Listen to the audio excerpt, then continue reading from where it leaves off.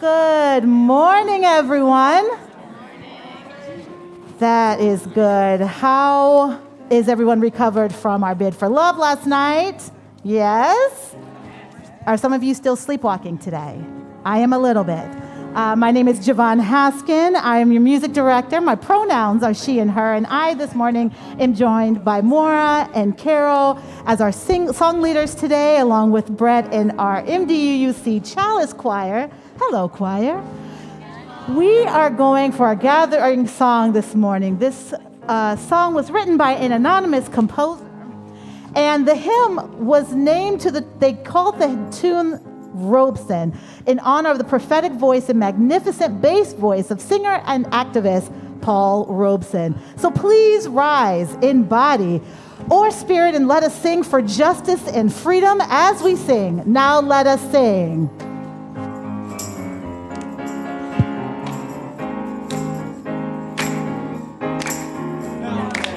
Sing to the power of the faith within.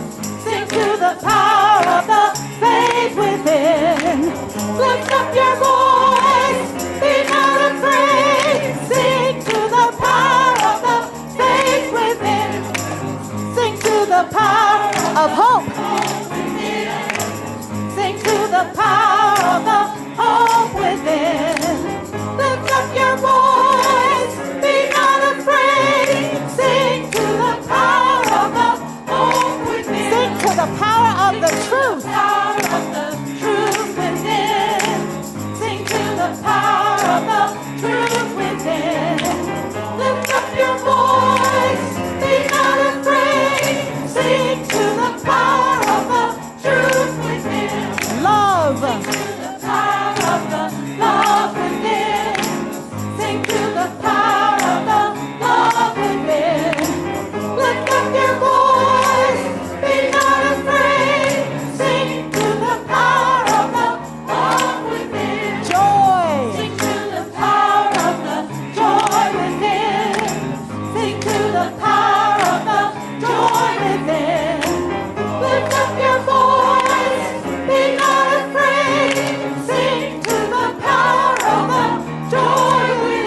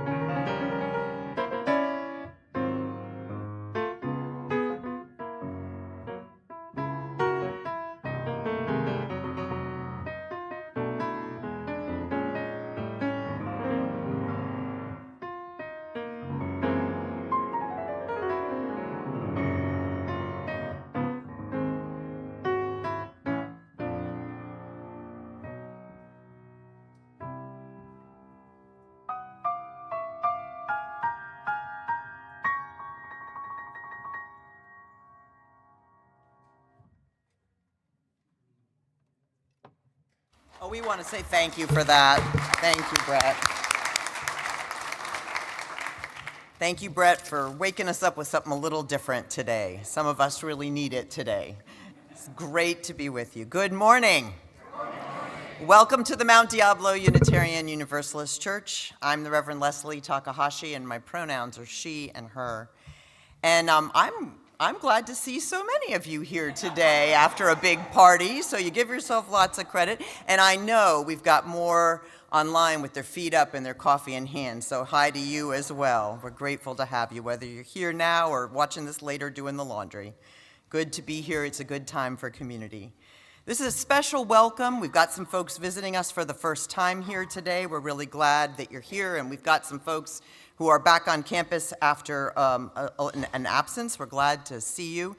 If you are visiting us and you don't think we have your information, we'd love to have you fill out a visitor's card, either online or in our hall after the service, if you haven't done so already. On the first Sunday of the month, we have an opportunity for those who are interested to sign our membership book. And next month, we plan to honor those who have joined this quarter. So if you were planning on joining in 2025, it might be a good time to go ahead and do it. So you can be part of that. There's so much going on right now in this congregation, and today after the service, we'll have a conversation about healing your religious past that our intern minister, Aidan McMahon, and I are doing. And this Wednesday, we'll be kicking off a new activity, which is called Rituals of Resilience, where we work on settling and grounding ourselves for these times. Our annual harvest meal is scheduled for November 28th, and please sign up to attend and also to make it happen. So we are grateful if you can do that as well. We've been participating in hosting a faith witness outside the Concord Immigration Court. If you've been there with us, could you raise your hand for a minute? That's great. We need more folks because we're going to keep being there and being faithful, and we're having an orientation online this Friday. So if you can come and you want to see, Aidan and I will have these flyers, Exhibit A, and there'll be one in the hall as well. So let's go ahead and sign up if you can. The best way to know everything that's going on here is to read our newsletter, The Beacon, which is available online, and also the weekly email, which is sent out every Friday, called This Week at MDUUC. Phew. I'm going to take a breath. Welcome to this beloved community.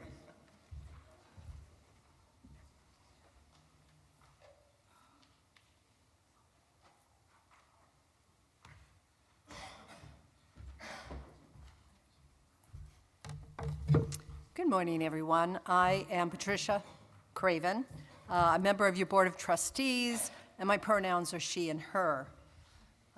Welcome to our service. We begin our services by reading our mission together. We bring to life our Unitarian Universalist values as we seek truth and work for justice, nurture compassion and courage, reach out to each other and to our larger community of faith, bridge the divisions that wound the human family, transform ourselves and our world. This community is self-supporting. Our donations of time, talent, and treasure fuel all that we do.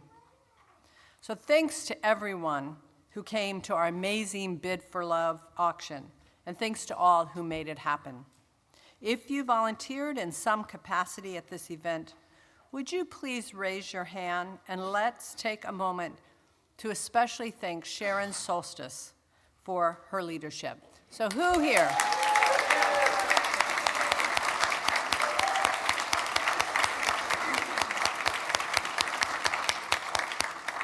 And let's see any hands for anyone who volunteered to help with putting this on. It was an amazing event. Or donating. Or donating. Or bid. All those people. Thank you. Thank you all. Okay. The online auction still has some items that are still up for bid through next Sunday, and there are also items in the hall as well for your looking at them. They're out there now. Now, please mark your calendar for a chance to work together towards our dreams for this sanctuary or congregation. It is going to be November 22nd from 10 to 2 p.m. Stay tuned for more details. And welcome. It's good to be together.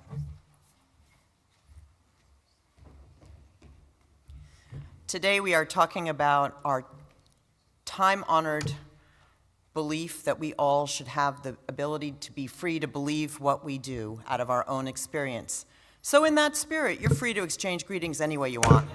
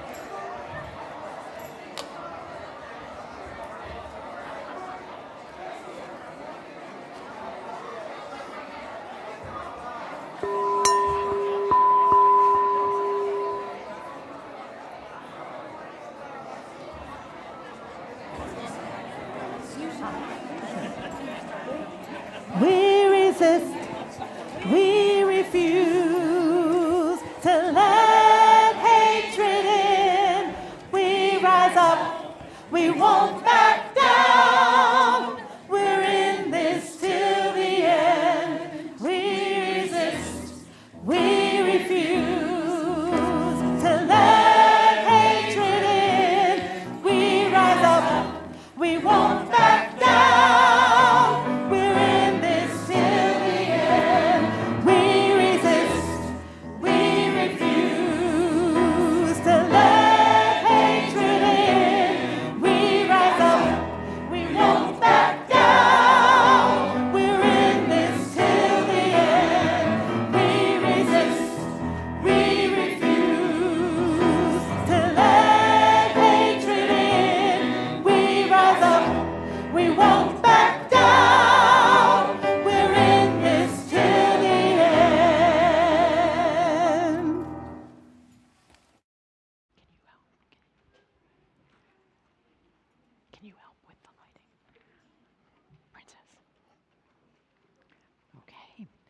This is the time in our service where we're going to light our chalice, and today we're going to do this chalice lighting in honor of one of our spiritual ancestors.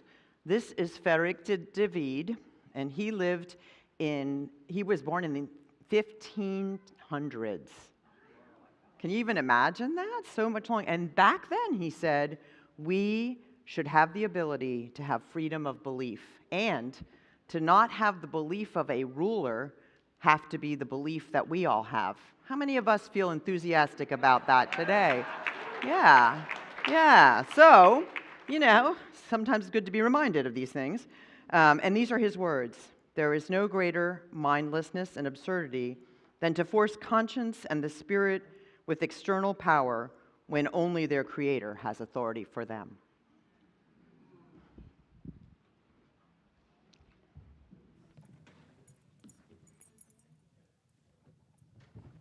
Good morning, everyone. We are going to invite you all, because some of you were here late last night too, to help participate in something with us where we're going to talk a little bit about our freedom to believe what we want to believe. And we're going to share we're going to do this in the honor of this month, because November 15th is the day that people in what used to be Hungary, which is now Romania, celebrate what they call Ferenc David Day. So they honor the man that we just heard his words. So in that spirit, we're going to do our time for all ages today. And we're going to share some statements with you, and you might not all agree, but if your heart says yes to a statement that I read or Reverend Leslie reads, then you can move your body to this side near me.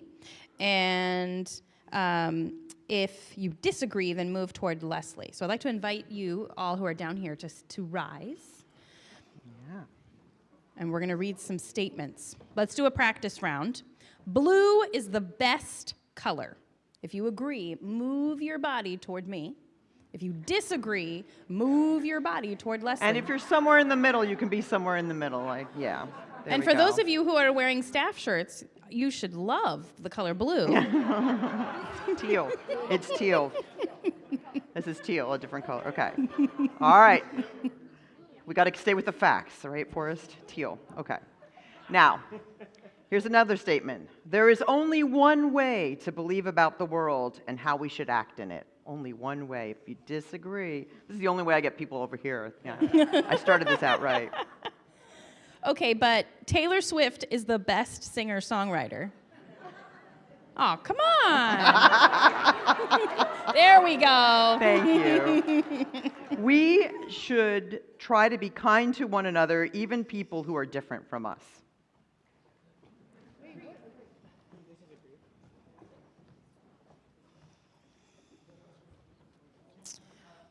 Playing Dungeons and Dragons is so 6'7". If you know, you know.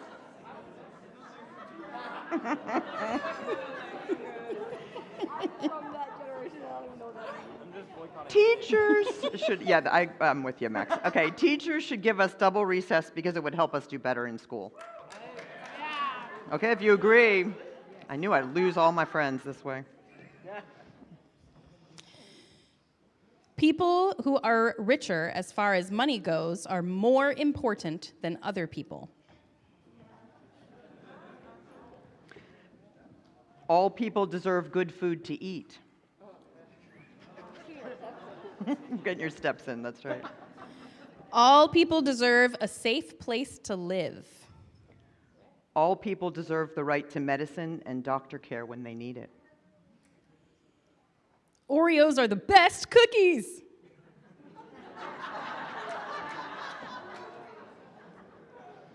Teachers should get everyone triple recess because it will help everyone do better in school.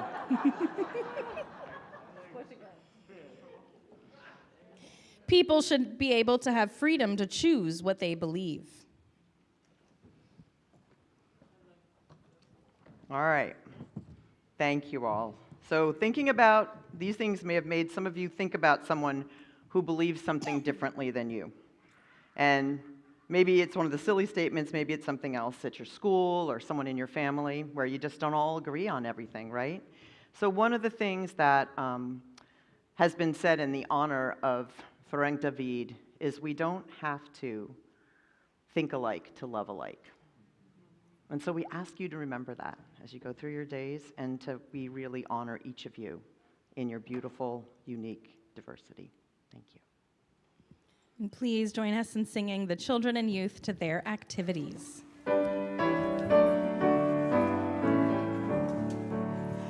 As you leave this friendly place, love give life to every face. May the kindness which you learn light your hearts till you return.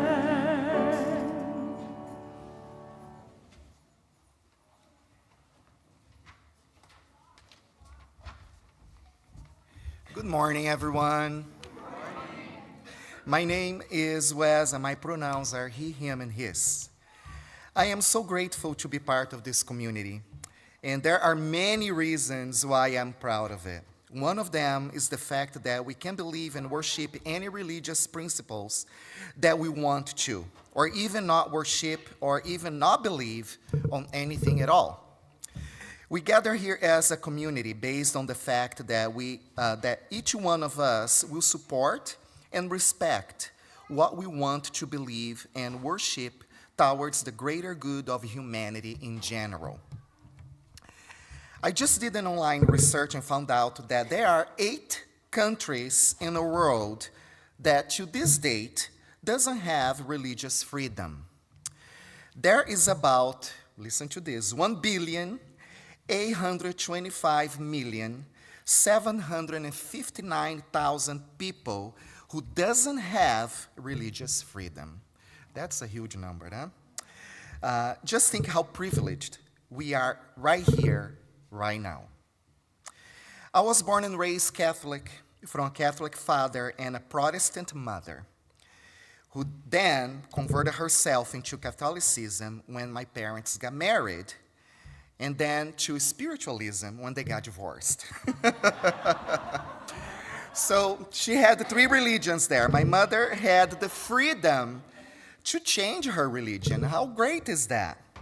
And for me, I was happy as a Catholic back then when I was young, and I didn't experience any other type of religious community, and everything seemed okay until when I went to college and I met people with different religion backgrounds, and through conversations with them, my curiosity started to wander and question some things that didn't make much sense to me when I was starting my young adult years. I moved to the United States and I met new people with even more different religious backgrounds. And I was fascinated about it.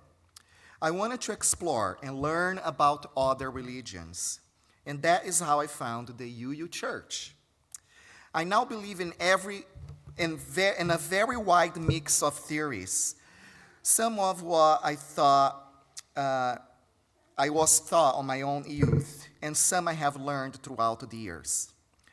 I guess my own beliefs is very unique, and I doubt anyone in here has the same exact beliefs that I have, and that is perfectly okay. We have the freedom for that, right?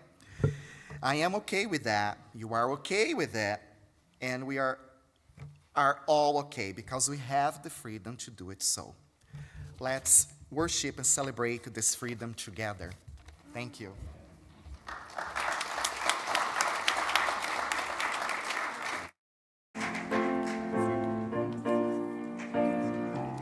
Our congregational song today is Love is at the Center, which was a song written to celebrate the adoption of our new UU values in 2024. So please rise in body or in spirit and let us sing Love is at the Center.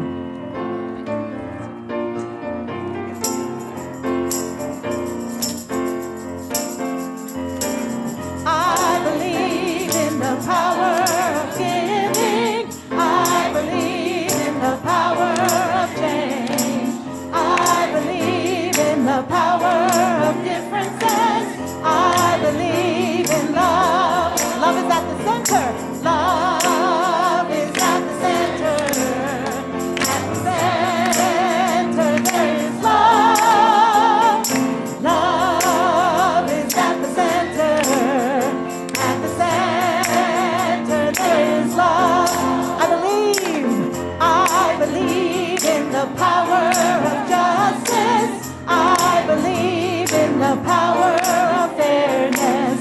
I believe in the web of life. I believe in love. Love is at the center. Love is at the center.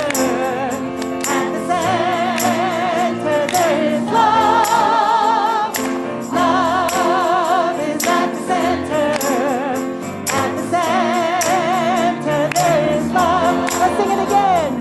Love is at the center. At the center there is love. Love is at the center. At the center there is love.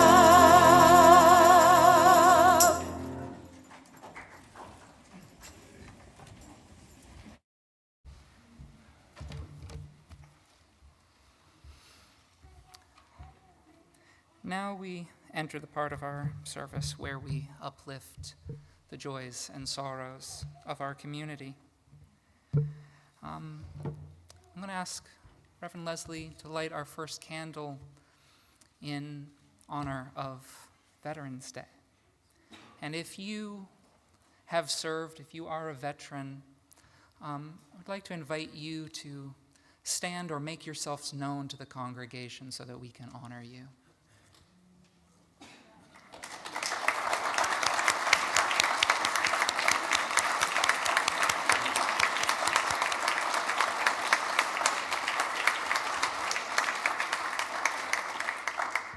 Thank you for your service. I would like to invite Tom Taylor up. Tom is excited to be celebrating his 65th birthday on the 13th of November. He will be having a birthday celebration on Monday, November 17th at Andaman Thai across from Kaiser in Walnut Creek at 6:30. He's getting pointers for his Thai cooking class and would love to see you. Reach out to him if you'd like to join. Now I'll invite Jeff Hearns up. Thoughts and energy to his sister as she awaits medical test results.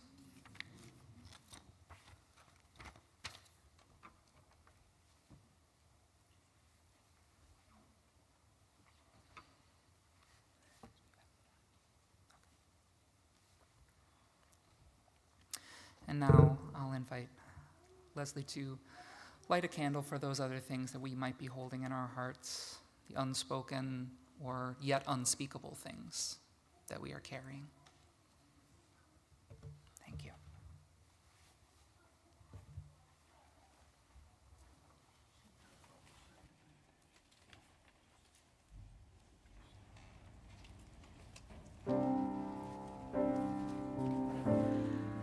Our meditation song today was written with the intention to help our congregants listen to and honor your own feelings, whether those feelings be difficult or joyous.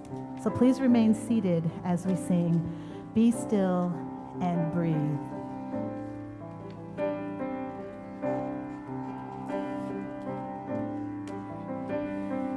Be still and breathe.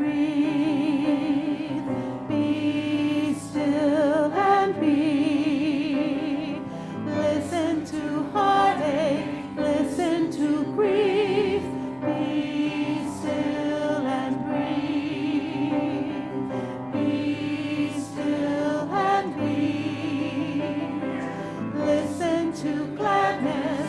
Listen to joy. Be still and breathe. Be still and breathe. Listen to anger. Listen to hurt. Be still and breathe. Be still and breathe.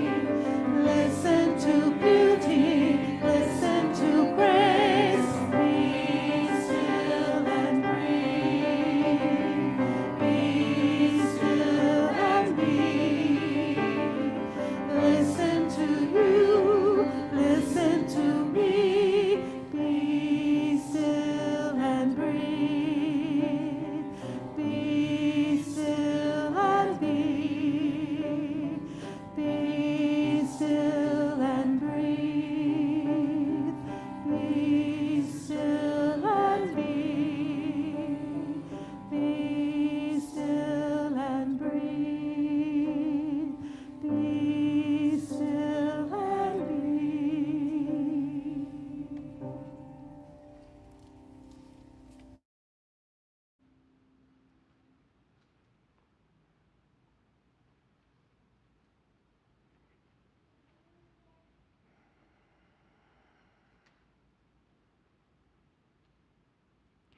So I'm going to invite you into a body practice by somatic abolitionist Resmaa Menakem. And what that means is I'm going to invite you just to find a way to come fully into this place.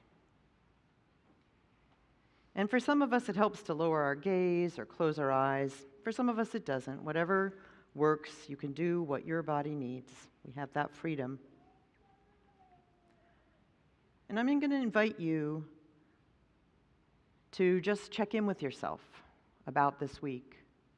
You may be coming into this week with a sense of empowerment and joy, or this may have been a very hard week for you personally, and you may be coming in with a sense of sadness and grief. Wherever you are, I invite you to hold that, even if it's a little bit of both. And in this moment, I invite you to just come into your physical presence. Just notice where you might need to just acknowledge there's a little discomfort or pain in your body that comes from that tension. Some of us live with chronic pain, and we honor that as well. But soothe and notice your body. Allow it to be present with you today. It is a source of knowledge for you. And pause. And if breathing is helpful for you, take a deep breath and let it go. And if breathing isn't as helpful, maybe just open and close your hands again, very deliberately and in a larger gesture. And notice what sensations you are feeling. Notice things that you don't really notice when you're just all caught up in the life of the mind. Maybe you feel some stiffness in your back because you've been holding yourself so upright, trying to stay engaged with everything. Maybe you feel a little tightness in your chest, thinking about somebody that you love. Whatever it is, accept it. Accept the discomfort, accept the feelings of relaxation. Just accept them as they are. Don't try to change them. Don't try to strategize. Just be in the process of acceptance and stay present. Stay present to the knowledge of your body. And think again about the emotions you're coming in here with, some of which you may in a few moments want to push aside a little bit. Just put them down somewhere where you can pick them up again. But wherever you are, notice what you might have to integrate and metabolize into your life. A new awareness, a reluctance, whatever it is, bring it into your body. Bring it into your awareness. Accept its gifts. These are the things that our bodies offer us. A different way of knowing. A way of knowing we need in these times. So take another breath. Perhaps just take a moment and shake off anything you need to shake off. And let us be present here.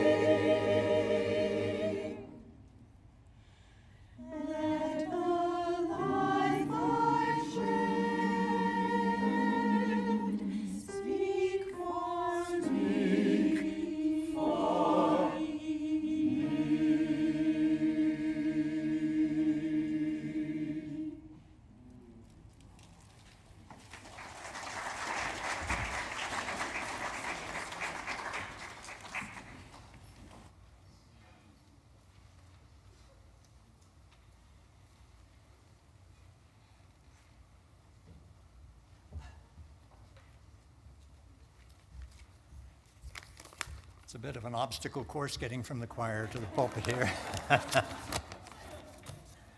Well, good morning to everybody. I'm Jim Lincoln, he, him, his, a member of your Board of Trustees. Now, I consider myself to be a loyal and committed MDUUCer,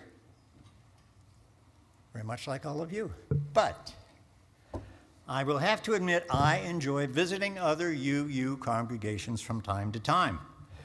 Mostly, when I feel this urge, I head to our fairly accessible kindred UU churches in Kensington, that's the UU Berkeley Church, and Oakland. But I've visited some others in the Bay Area as well, San Francisco, for example, and the San Mateo congregation, of which my father was the first called minister way back in 1958. As a teenager, I was very active in its LRY. Now, before you get alarmed, those of you who know about LRY, LRY was a pretty mild youth group in those days. Now, that changed in a big way in the 1960s. We won't get into that. Last week, Carrie and I took a sentimental journey through the Midwest, where we had both lived many years ago. We flew into Chicago, we rented a car, and we meandered through 6 neighboring states, enjoying the fall color along the way. We visited various places we had lived, worked, and gone to school. We renewed ties with several cousins that we hadn't seen for years, and we visited some UU churches. In the 1950s, my dad had been minister of two of those churches in suburban Detroit. A small one in Farmington Hills, and a large one, the UU Church of Birmingham, which actually is located in Bloomfield Hills. If I'm counting correctly, I think there are 3 members of this congregation who are former members of the Birmingham Church. Susie Simons is one, yeah. We were there on weekdays, so both campuses were pretty quiet, but we had a nice chat with the Farmington minister just as she was leaving the office. Only the office manager was in when we arrived at the Birmingham church, but she answered our questions and she gave us a copy of their pretty thick church history. It was a real treat to see my dad, their first called minister, featured prominently in its early pages. He was well liked, the text said, so folks were saddened when he and the family moved to San Mateo. Last Sunday, I think it was last Sunday, we attended the early service of the Bloomington, Indiana church, which actually has some 500 members and is now led by Susan Frederick Gray, the former president of the UUA. They're very happy to have her. I think she's in her 2nd year there. In the early 1980s, I was a professor at Indiana University and a pretty active member of that church. Carrie and I enjoyed catching up with a few folks that we remembered from those days. So I like to visit other UU churches, partly because I have sentimental attachments to quite a few of them. But I also find it interesting and rewarding to see firsthand how other UU congregations tick. Each has a distinctive personality or culture, and the ministers have their own approaches to preaching and leading. When I attend their services, I feel like I'm getting in touch with our faith movement as a whole. It reminds me that there's more to being a UU than my affiliation with MDUUC, much as I treasure my home congregation and endeavor to support it. So when we give to MDUUC through our pledges, through fundraising events like Bid for Love, and through the Sunday offering that we're about to do today, we are helping to support the UU enterprise writ large. All the members and friends and churches, fellowships, societies, and regional and national bodies like the UUA that are the fabric of our faith movement nationwide. So I ask that you keep that in mind as the collection basket comes around this morning.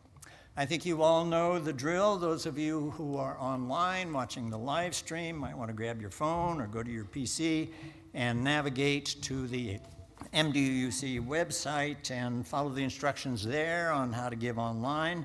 If you are here in the sanctuary, you can go online as well. I do that, or you can drop some cash or an envelope into the basket as the friendly ushers bring it around. Would the ushers please come forward?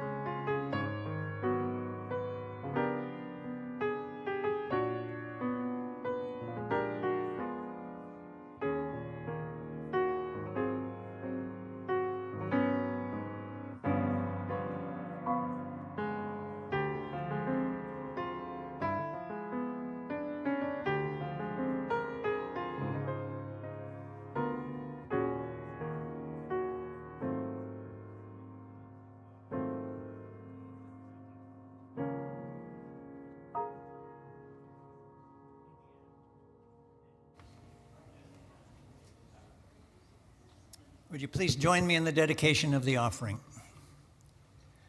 To the work of this community in transforming ourselves and our world, we dedicate ourselves and our offerings.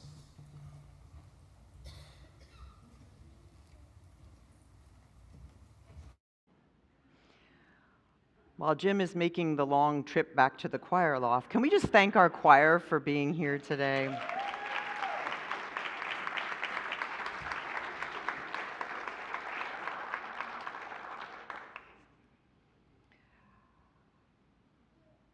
This week, I felt some gladness and some relief, and I wonder if there's anyone out there that may have also shared in that sentiment this week. Yeah? Right, okay. It's like we had a basic fire drill on the apparatus of our democracy, and the system still worked. That was good. What was interesting, though, was in that gladness and relief, I also felt my body letting go of a whole lot of tension that I didn't even know I was carrying. And then I felt a little bit like a deflated balloon. Soothe, notice, accept, stay present, metabolize. These are the words that Resmaa Menakem advises. Or as the late practitioner of engaged Buddhism, Thich Nhat Hanh reminds us, many of us have been running all our lives. Practice stopping. So this is the week where, across the pond, as they say, in another country that has been struggling with the rise of fascism, Romania, some of our Hungarian Unitarian ancestors are celebrating the life and leadership of one of the formal leaders of Unitarianism, known as Ferenc David. Since January of last year, I need to say that almost every Sunday I have taken a moment where I've felt a visceral sense of savoring our religious freedom, that we can gather the way we do, that we can honor the worth of all people, not just the ones who look or act a certain way, that we can change and not be bound by doctrines that were enacted centuries ago with another political agenda in mind, that we can continue to evolve. And today, more than any other year in my life as a Unitarian Universalist, and I am racking up the decades in that, I am not taking it for granted that we have religious freedom, because I know some are working actively to take this and many other rights away from us. And we saw that again the day after the election, when the rights of people to identify themselves by the gender that they know themselves to be was taken away by this administration. The organization Christians Against Christian Nationalism states, Christian nationalism is not the same as Christianity, and it can be defined and understood in a variety of ways. We define Christian nationalism as a political ideology that seeks to merge Christian and American identities, distorting both the Christian faith and American constitutional democracy. People who hold only one religious path, which many of us may see as a distortion of the true Christian message, are the ones that are supposed to be deeming one religion the official religion of our nation. And as we heard in our chalice lighting, from our origins from centuries ago, we have been arguing against that kind of a merger, making people believe what the monarch believes, just as Ferenc David argued against treating Jesus as divine in the mid-1500s. And think about how controversial and risky that was back then. He was sentenced to death for innovation, for opposing the mainstream interpretation of Christianity, which held that the Father, the Son, and the Holy Spirit were all divine. So almost 500 years later, to think that, once again, we face the specter of a world in which people living in our nation might only be allowed to believe what the ruler deems we believe defies our mind's reach. Our minds can't comprehend this. Can your mind comprehend this? Mine can't. So we need to tap into other intelligences. So I want to invite us to take a moment where we feel that kind of a threat in our bodies. And I want to be clear, Resmaa Menachen's work is not a gentle New Age bit of self-care, my friends. As I said, he considers himself a somatic abolitionist, working primarily as a black leader to rid the black body of the debilitating tensions of generations of oppression and abuse perpetuated by what he calls white body supremacy, and now working to equip all bodies to prepare for what he and many others see as the potential of an upcoming civil war. He wants all bodies to learn the awareness needed to protect against this quaking in the core democratic principles which have held us in uneasy tension all these centuries. Okay, for some of us, this is old news, but for others, this is new news and hard, so I'm going to invite us once again to just check in with our bodies. Check in with your body. If you want to, lower your gaze, close your eyes. He advises us all to stretch frequently during the day. So now, mindful of your neighbors, for those of you in the sanctuary, and probably mindful of your neighbors if you're home watching as well, please be mindful. I just invite you to stretch whatever you need to stretch. Remember, we're holding a lot of tension every day, my friends, so just stretch whatever you need to stretch. We'll ignore that loud cracking sound. And he advises us to do this anytime we're moving from one state of being, like being in bed in the morning, to another state of being out of bed in the morning, and just to get in the practice of stretching throughout the day, because it reminds us that we actually have a physical existence and it has things to tell us. So Resmaa Menachen and many others are asking us to prepare ourselves for safety by developing practices of resourcing that complement our intellects, because what's happening right now just doesn't make sense. So we can't just use the mind or even our emotions to figure it out. We've got to use all kinds of wisdom. Yesterday, former Labor Secretary Robert Reich, who I don't think anyone would accuse of being New Age, sent out a message warning people that a time is coming soon when an email, a speech, a sermon opposed to this government will label the deliverer as a threat or a terrorist. Now, I have been hearing this for months now, yet my mind doesn't get it. My body does. And I think that's what happened to me last week when I deflated a little bit after the election. Menachen says we need to prepare ourselves for a reality by doing some basic practices and conditioning, especially those who have never actually lived under threat before. And we honored our veterans who know what it's like to live under threat. Many of us live under threat because of identity as well, and many reasons. So if we want to protect ourselves and our beloveds, if we're under attack or someone we love is under attack, if we want to protect the religious freedom that has been a gateway to an expanded understanding of the value of every life, if we want to live in a place where we're allowed to actually innovate, because that's really dangerous, right? Then we need to sharpen some other skills, he says. He says it will take practice, reps. Now, at the minister's conversation, we're giving you lots of chance for reps. At the conversation on November 19th, we're going to be practicing some of these specifically around democracy. On Wednesday, as I mentioned, we're launching a new monthly gathering called Rituals of Resilience to create spaces for us to develop new practices that are embodied and make it more possible for us to engage. And today at 12:30, we have a place that's really important that Aiden and I will be leading, where those who have wounds or scars from other religious experiences can gather, because for some people it still is remembered in their body when they even walk into a place called a church or a space that is a sanctuary. And we need to start to acknowledge those and heal and move through those, because we will need these places in this time. And one of the ways we do this we are reminded, is through other intelligences. And Mencken says those include those that come from vibrations, images, memories, fantasies, stories, compassions, judgments, affect, emotions, and sensations. So it's good to know. We have lots of resources. We are trained, though.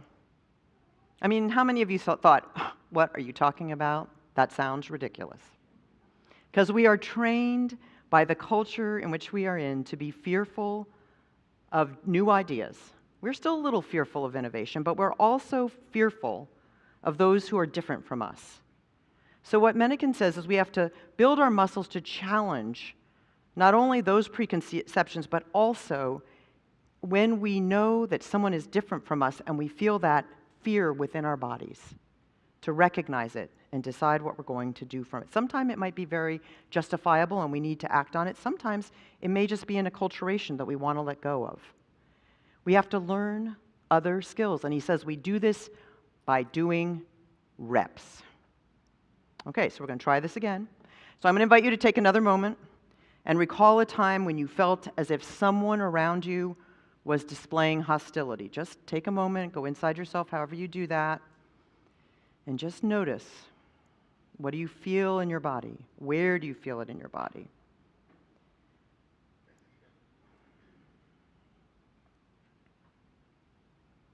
What about a time when you displayed hostility towards another person? Where do you feel that in your body? What do you feel? Just take a moment and breathe into that. You might be aware of a sensation. I'm feeling a sensation right in my breastbone, which is where I feel grief often. It may be different for you. And then when you're ready, come back into this place with us. So reps, continuing to practice. Because we've practiced thinking a lot, especially the folks here. We're good at thinking. But how many people here have or have ever had, this is not a purity test, but I'm going to ask this question, a workout routine of some kind? Okay, all right, okay, I have many. Some short-lived. But Mencken says that when Michael Jordan, when he first joined the Chicago Bulls, he recognized he was never going to be able to lead that team to victory unless he was really committed to putting some extra effort into it. So after games, he would stay in the arena and shoot hoop after hoop after hoop after hoop after already going through the games.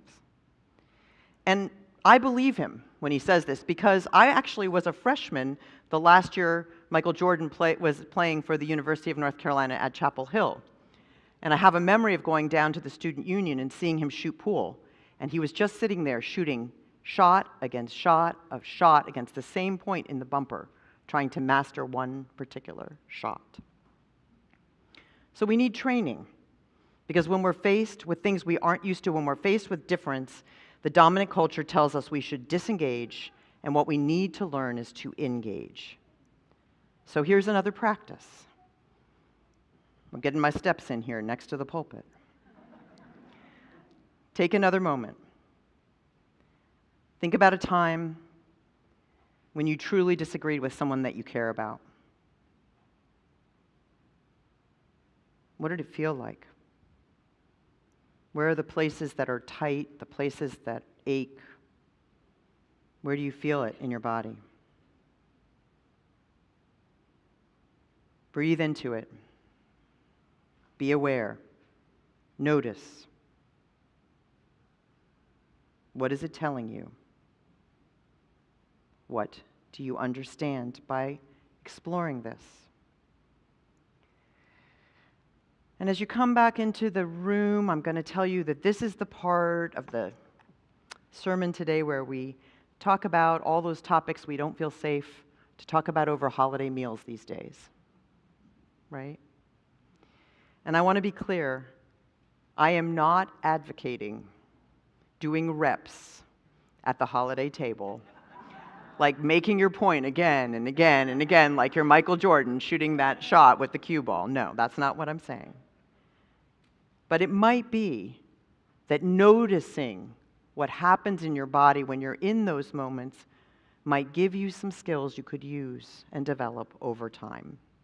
When disagreement comes up, learning this kind of awareness, if you don't have it, could literally, Mencken and many others are saying, Reich as well, be helpful and life-saving in the years to come. And it can also help us in more mundane ways in relationship.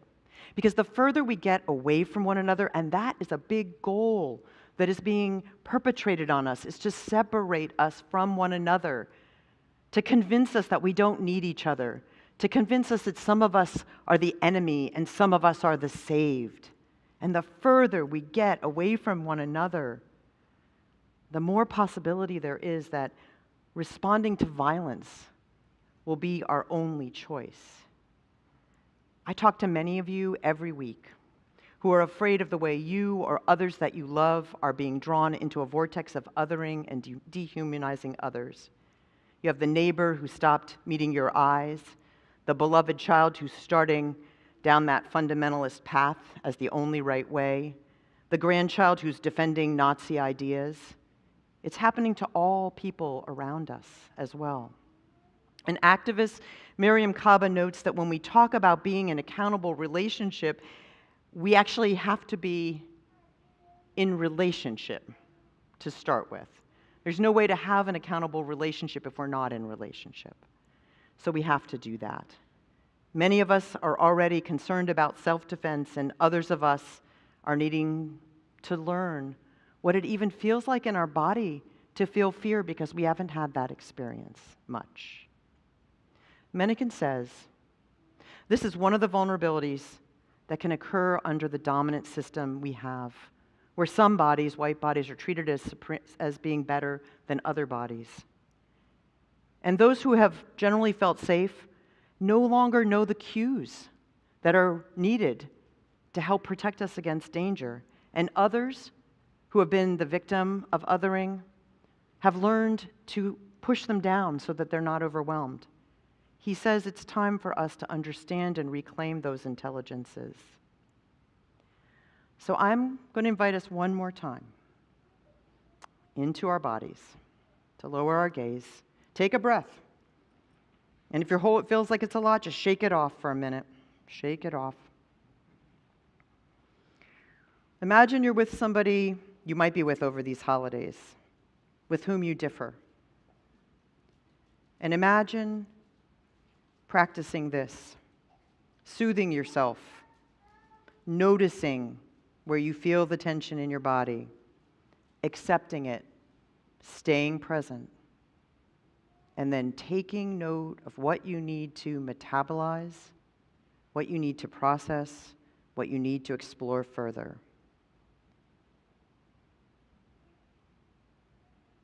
Maybe when you're doing that metabolizing, you may think about how you want to approach this. You may want to just notice in the future too. You may actually want to acknowledge the difference. But whatever it is, just hold it in your heart for a moment and take a breath. And I'm going to invite you to come back into this space with us and think about, again, I'm not inviting you to use your beloveds as cue balls. Not my goal here. But I think it's worth it for us to begin to think, especially with people that we do have relationship and trust with, how we might begin to think or imagine ourselves, fantasize even, about what else we might do, like naming a difference. We disagree about this. Just saying it out loud. Or naming a disagreement and saying, we disagree about this, and it's going to be my suggestion we don't try to talk about it today.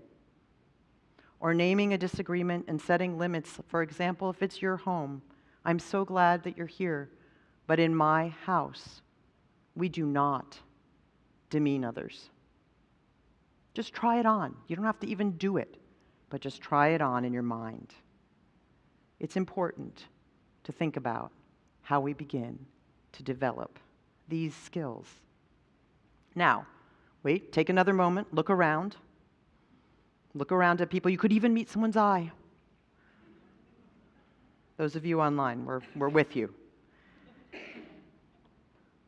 Take in this place, breathe it in, and feel like it's what it's like to be here.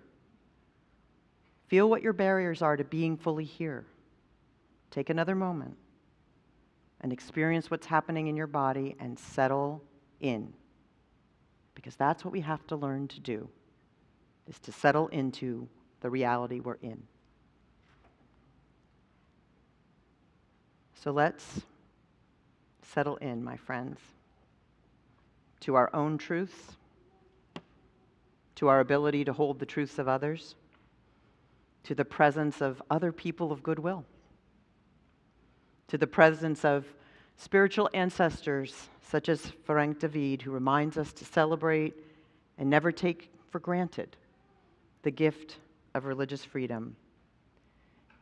Maybe if we practice and do our reps, we can do our small part to keep what we love safe in this world, including ourselves, our neighbors, our beloveds, our world.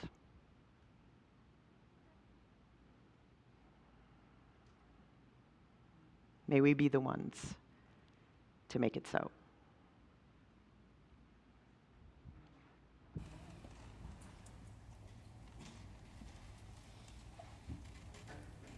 Our closing song today was written by public school teacher and folk musician Sally Rogers in order to help promote justice, unity, and peace.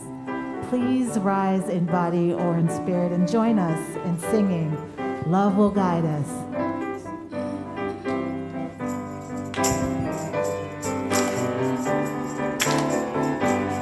Here we go. Love will guide us, Jesus guide us, open side us, filling the way on the road from great to giving.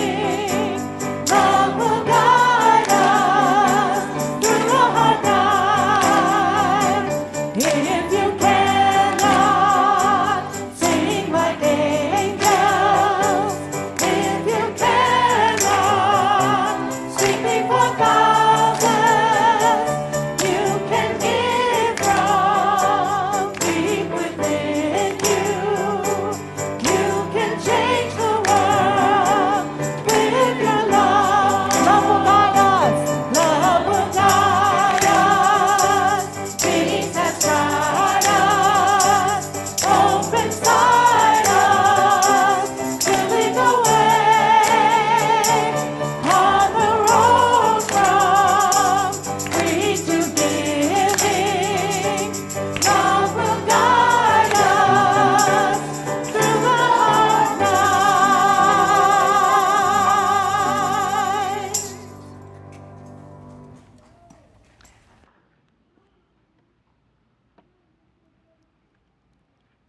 And we extinguish our chalice with these words of Marion Wright Edelman, the great advocate of children and others. You just need to be a flea against injustice. Enough committed fleas biting strategically can make even the biggest dog uncomfortable and transform even the biggest nation. So let us all go out into our fleadom to protect our freedom, and let us carry the light of this place and the warmth and the promise of sanctuary out into the world. And let us do so in the spirit of peace.